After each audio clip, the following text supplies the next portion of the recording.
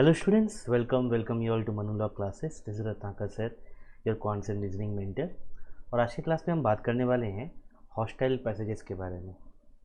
अब क्योंकि सब लोग एग्ज़ाम सीज़न आ चुका है, एक महीने से कुछ कम बचे हैं एग्ज़ाम को, and students are attempting mock tests.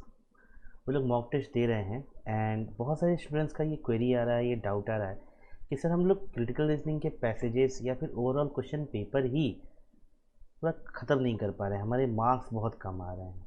Specially बहुत सारे स्टूडेंट्स का ये क्वेरी आया है कि वो क्रिटिकल रीजनिंग के पैसेजेस अटेम्प्ट नहीं कर पा रहे हैं। तो इसके पीछे कारण क्या है and how to improve that, इस बारे में इस वीडियो में हम लोग बात करेंगे। ओके, तो चलो स्टार्ट करते हैं। तो फर्स्ट थिंग फर्स्ट, देखो व्हाट मैक्सिमम स्टूडेंट्स जो गलती करते हैं, तो maximum what I should say is first you have to understand the pulse of the examination. Okay, ये जो एग्जामिनेशन है इसका पहले पल्स पकड़ना है। जैसे हम लोग डॉक्टर के पास जाते हैं, सबसे पहले हम लोग का पल्स चेक करता है ना, पल्स चेक करता है, प्रेशर चेक करता है, बाकी बाद में और भी सारे उसके बाद आते हैं, लेकिन सबसे पहले काम क्या होता है, पल्स चेक करता है। ठीक वैसे ही इन द सेम मैनर पहले हमें क्या करना है, पहले हमें एग्जामिनेशन का या फिर एग्जामिनेशन पेपर का पल्स चेक करना है। So at any point of time तुमने जब भी प्रिपरेशन स्टार्ट किया हो, जो लोग प्रिपरेशन स्टार्ट कर चुके हैं, देने वाले हैं, वेरी गुड। जब भी एक क्वेश्चन पेपर उठाया होगा क्लैट 2021 का, आई एम श्योर एक बार तो दिमाग में ये जरूर आया होगा that how to attempt this 40+ pages in 2 hours, isn't it. ये क्वेश्चन तो ज़रूर आया होगा क्योंकि पहली बार जिसने पेपर पढ़ा होगा, सिर्फ पढ़ने में उसे 3 से 4 घंटे लग गए होंगे। और यहाँ पढ़ने का मतलब मैं सिर्फ ओरली रीडिंग का बात नहीं कर रहा हूँ, पढ़ के तो मतलब समझना भी है। स्पेशली क्रिटिकल रीजनिंग के जो पैसेजेस क्लैट 2021 में आए थे, ठीक है, अगर उन्हें देखा जाए तो कहीं से भी वो एक बार में पढ़ के समझने वाले नहीं थे। So you may have to give a second reading, maybe even third reading, to understand something और some information that is asked in the passage. Okay, so एक चीज़ बहुत ही क्लियर है that you have to develop your reading speed. ठीक है, तुम्हें अपनी रीडिंग स्पीड पे काम करना है। This part is clear. Okay, so as we all know CLAT was and is a speed based exam now. Okay, so those who are good at reading they will definitely have very high chances. ठीक है, वो आधा field उन्होंने मान लिया है। ठीक है, क्योंकि देखो सबसे पहला एक प्राइमरी चीज़ है कि तुम पेपर पढ़ के टाइम से ख़त्म कर पाओ, है ना। पेपर तुम पढ़ के समझ पाओ और सिर्फ पढ़ना नहीं है, उसके बाद तुम्हारे पास एम्पल टाइम बचे ताकि तुम क्वेश्चंस को थॉटफुली अटेम्प्ट कर पाओ। That is the overall strategy of the examination. ठीक है, तो अगर तुमने पेपर के पल्स को समझा है, दैट मीन्स ये चीज़ तुम्हारे दिमाग में क्लियर हो जाना चाहिए that you have to be good in reading and you must develop a knack to crack the passages. What do you mean by crack the passages? मतलब तुम कोई ट्यूटोरियल पढ़ो, तुम कोई डिफ़िकल्ट कॉम्प्रिहेंशन पढ़ो, एक बार में पढ़ के तुम्हारे दिमाग में उसका 40 to 60% क्लियर हो जाना चाहिए। I think 40% is much less, I think almost 60% clear हो जाना चाहिए। उसके बाद तुम्हें ये पता होना चाहिए कि कौन सा पार्ट तुम्हें दोबारा पढ़ने हैं, ठीक है, ना कि पूरा passage. And that way you will save time. Suppose तुम्हें एक पन्ना पढ़ने में 1 से 1.5 मिनट लग रहा है, 2 मिनट लग रहा है, तो जब सेकेंड रीडिंग जाओ तो वो 1.5 मिनट कम से कम 50% रिड्यूस होके 1 मिनट पे चला है। Okay, so this you have to develop over time. ठीक है, तो ये होता है क्वेश्चन पेपर का पल्स समझना। This is the requirement of this paper, that is what I am trying to stress.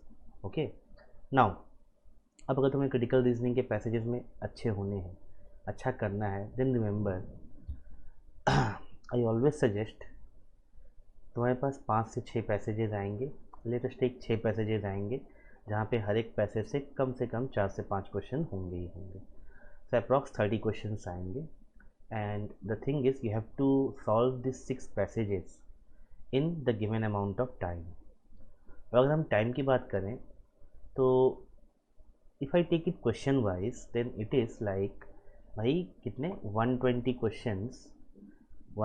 Questions to be attempted in how much time, 150 minutes, है ना। 120 question to be attended in 150 questions to be attended in 150 minutes. तो मतलब हर question पे 1 minute का भी time नहीं है, 1 minute से भी कम टाइम है. If I convert this in seconds, it is 48 seconds पर question.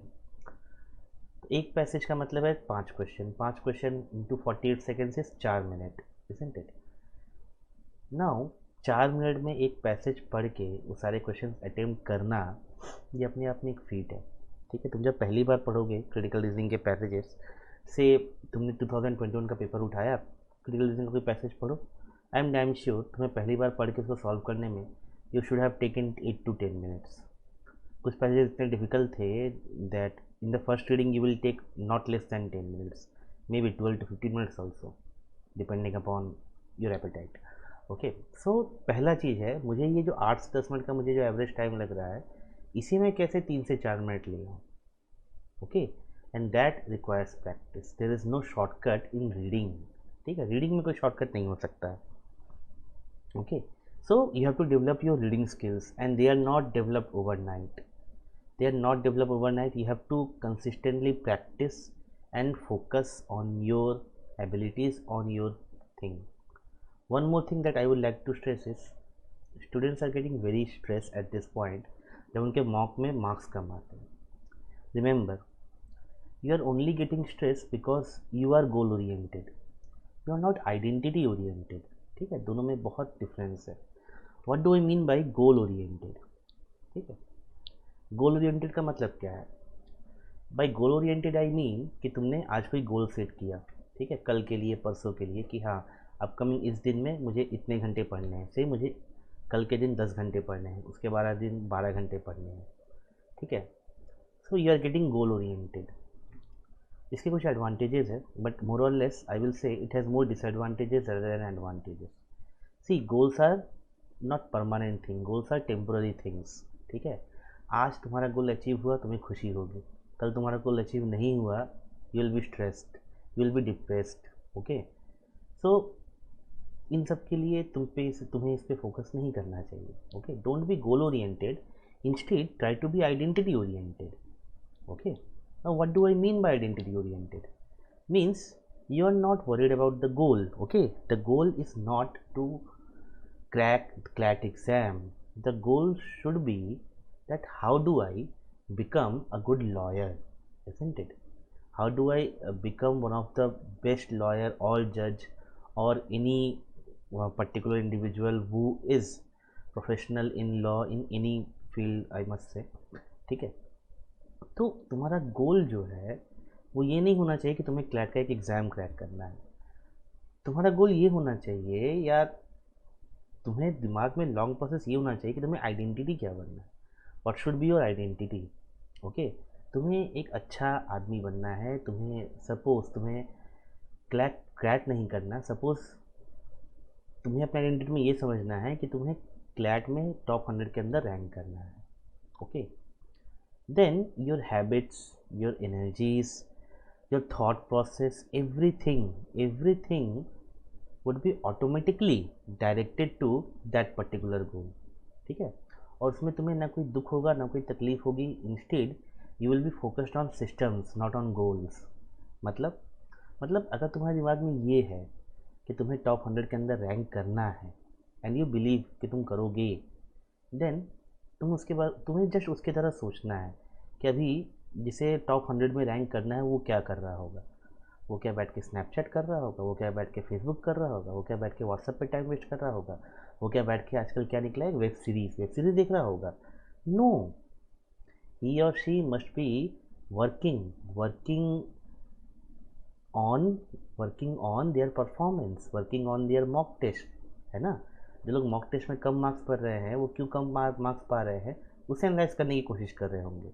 And see, in this process you are not focused, you are not worried about the goal.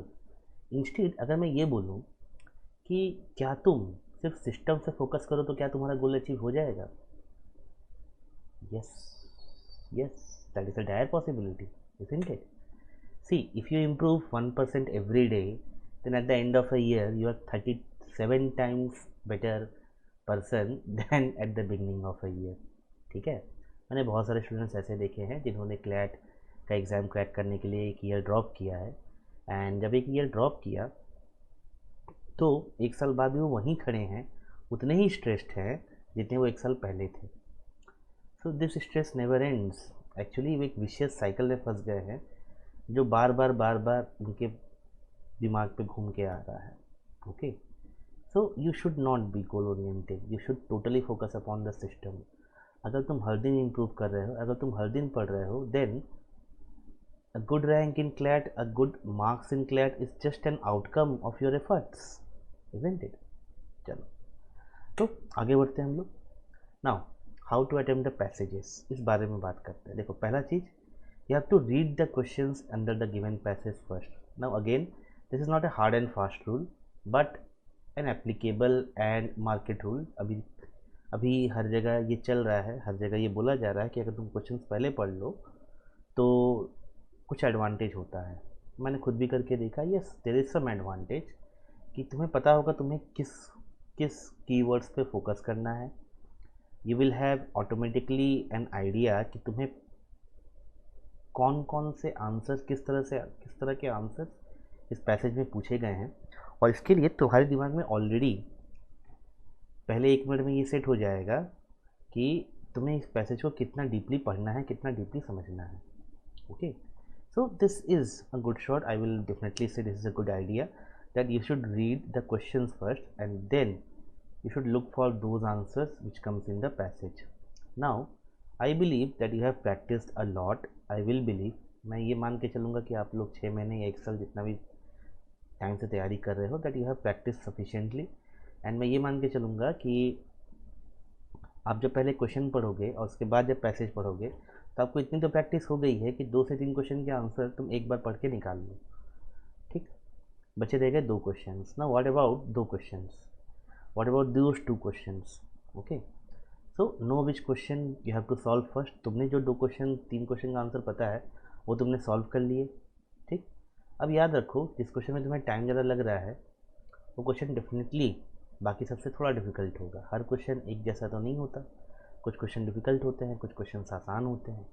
Now अगर कोई डिफिकल्ट क्वेश्चन तुम्हारे सामने आया है तो तुम्हें सिंपली एक चीज़ दिमाग में रखना है, that for difficult question I should not skip, I just need more time. Okay, I just need more time than the usual easy questions.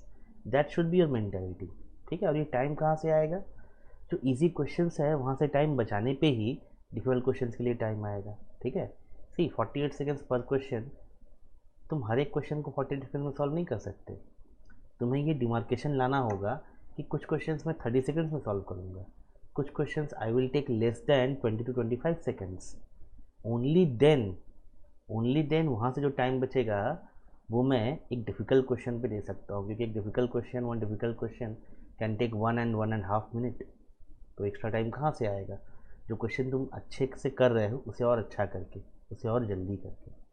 तो this calculation you should be aware of. Okay, now मैंने बहुत सारे students को देखा है, they try to what you can say guess work. Okay, वो लोग guess work करना चालू करते हैं एग्ज़ाम में, but remember this is not at all advisable.